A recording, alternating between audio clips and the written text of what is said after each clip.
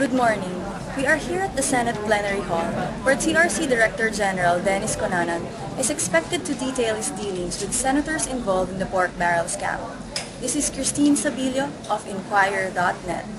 Sa posisyon ko po una, hindi po ako head of agency at that time because napagbibigyan mo ng supposedly mga commissioner ng head of agency yung pinapagod. Pakalawa, base ko dun sa diskusyon kung tinanggap ko at dinala ko at pinipit ko man yung kung ano man yung sinasabi na halaga, particular dun sa transaction na nababanggit, siguro po hindi siya equivalent doon sa binabanggit na kung ano man yung mga natatanggap ng mga heads of agencies.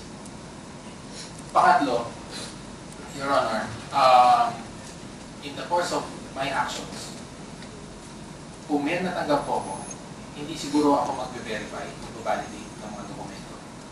Pangalawa, kung may natanggap po ako, siguro ako pa mismo ang magmamadali para mag-proseso ng mga dokumento. At ang kaduluduluhan po nun, Your Honor, kung ako accomplish dun sa mga issues na nangyayari, bakit kung ako na ang naging head of agency, pina-verify ko ulit itong mga NGOs na to the extent na inabutan ko na na-blacklist ko yung mga yan.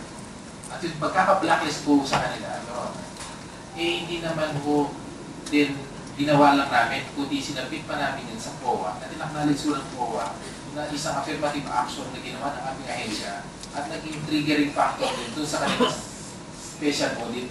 At yun yung isang naging lead doon sa ginawa nila.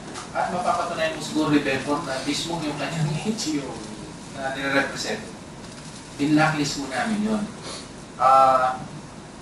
Ano man mong sabihin, ito yung tinutukoy ng abogado ko na mismo sa loob ni ata nila ng kanilang organisasyon yung pamamukulan na nangyayari. So parang may gamitan ng pangalan, may sitwasyon na gano'n. Pero ako ko, with the blessings of God, in my family, in my honor, in my name, ito lang ay pwede kong maisulang. Kung meron man ho ako, bakit hindi ko aminin ngayon? Sa sitwasyon po kung nasaan ako ngayon, alam po, kahit hindi mo yun, alam po na napakadali na pong gawin yan ngayon. Dahil ito na ho yung sitwasyon para makapswelto at lahat.